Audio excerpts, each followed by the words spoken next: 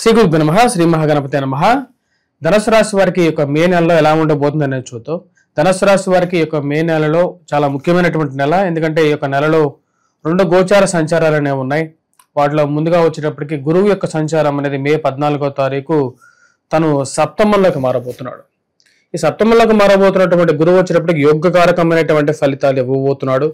ఇన్ని రోజులు కొన్ని కష్టాలకి నష్టాలకి గురి చేసినటువంటి గురువు తన యొక్క మార్పు రీత్యా ఇక రాశి వారికి యోగకారకమైనటువంటి ఫలితాలు అనేది ఇవ్వడం అనేది మొదలు పెట్టబోతున్నాడు అన్నమాట. ఈ రాశి వారికి ముఖ్యంగా వచ్చినప్పటికీ సప్తమంలోకి ఎప్పుడైతే గురుగ్రహ సంచారం జరుగుతుంటుందో సప్తమంలోకి వచ్చేటువంటి గురువు యోగకారకుడు.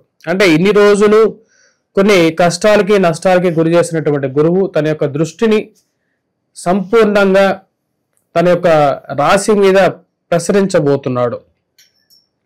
ముఖ్యంగా వివాహ ప్రయత్న సంబంధితమైన విషయాల గురించి ప్రయత్నాలు చేస్తున్నటువంటి వారికి అనుకూలమైనటువంటి ఫలితాలు ఎక్కువగా ఇవ్వగలుగుతాడు.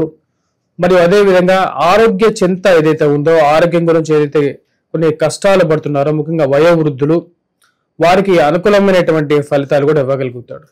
వైవాహిక జీవితం మరియు అదేవిధంగా ప్రేమ సంబంధితమైన వ్యవహారాల్లోనూ కొన్ని అనుకోని కష్టాలు, అనుకోని దూరాలు, మనసులో కలిగిస్తున్నటువంటి దూరాల నుంచి కొంచెం విముక్తి కలిగించేటువంటి శుభ పరిణామంగానే చెప్పచ్చు.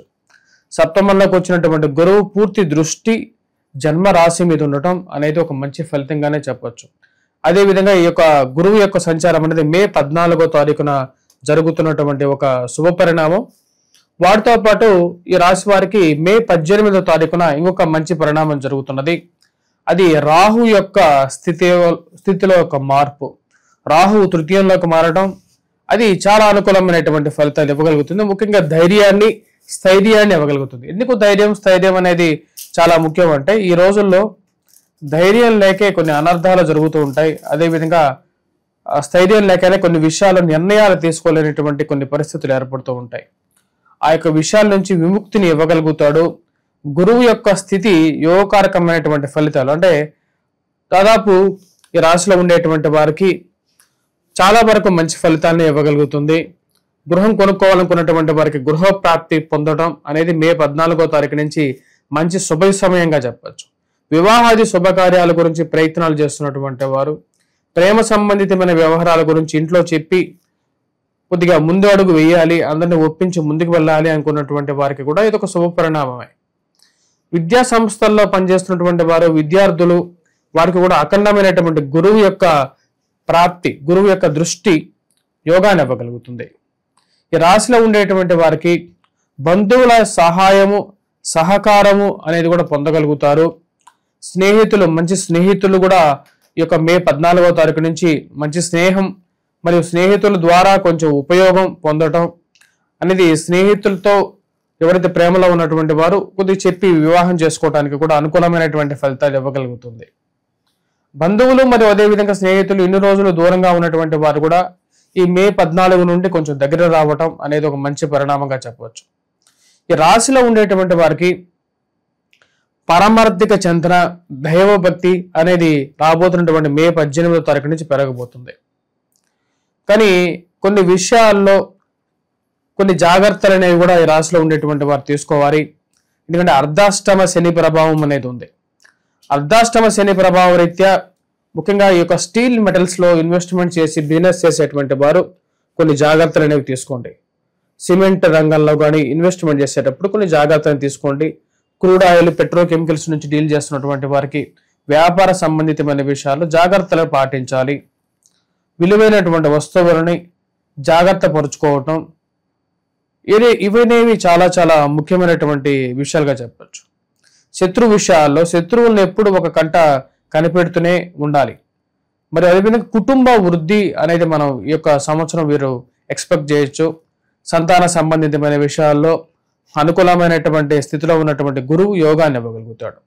ముఖ్యంగా కొన్ని కష్టాలు, కొన్ని చింతలు, ఇంట్లో ఉన్నటువంటి చింతలు ఏవైతే ఉన్నాయో చింతకారకంగా చింతలు ఉన్నప్పటికీ కూడా కొంచెం సుఖాన్ని కూడా ఇవ్వగలుగుతాడు.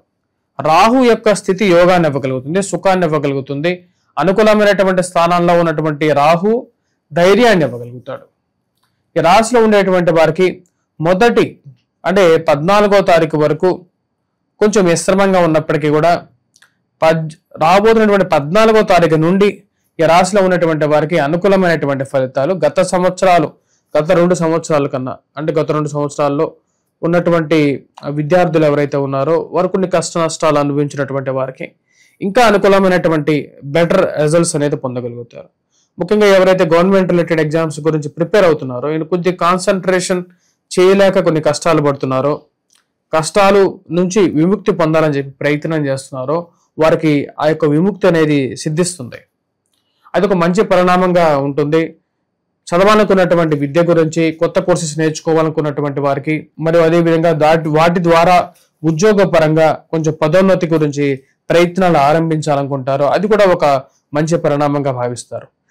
ఈ రాశిలో ఉండేటువంటి వారికి విదేశీయాన ప్రయత్న సంబంధితమైన విషయాల గురించి ప్రయత్నాలు చేసేటువంటి వారికి మే 18వ తారీఖు నుండి కొంచెం అవకాశాలు అనేది మెండుగా రావడానికి అవకాశం అనేది గోచరిస్తున్నది. ఉద్యోగ ప్రాప్తి గురించి ప్రయత్నాలు చేస్తున్నటువంటి వారు వాటిలో ఒకంత మంచి అనుభవాన్ని పొందగలుగుతారు. ఇక్కడ శని యొక్క ప్రభావం అనేది రాశిలో ఉండేటువంటి వారికి ఉద్యోగ పరంగా కొంచెం టఫ్ పీరియడ్నే సూచిస్తూ ఉంటుంది. కానీ ఈ యొక్క మంత్ ఎండింగ్కి, అంటే 14వ తారీఖు నుండి, అంటే మే 14వ తారీఖు నుండి కొంచెం శుభపరిణామాన్ని పొందగలుగుతారు. ధన సంబంధితమైన వ్యవహారాల్లో సానుకూలమైనటువంటి ఫలితాలు పొందగలుగుతారు. ఈ రాశిలో ఉండేటువంటి వారు వడ్డీ వ్యాపారస్తుల మటుకు కొన్ని జాగ్రత్తలు అనేవి తీసుకోండి. వడ్డీ వ్యాపారం చేసే సమయంలో జాగ్రత్త అనేది అవసరం. అనవసరంగా వడ్డీలకి డబ్బులు ఇచ్చేసేసి లేకపోతే చేయబదులు ఇచ్చి నింద తీసుకోవాల్సినటువంటి పరిస్థితి అప్పుడప్పుడు గోచరిస్తూ ఉంటుంది.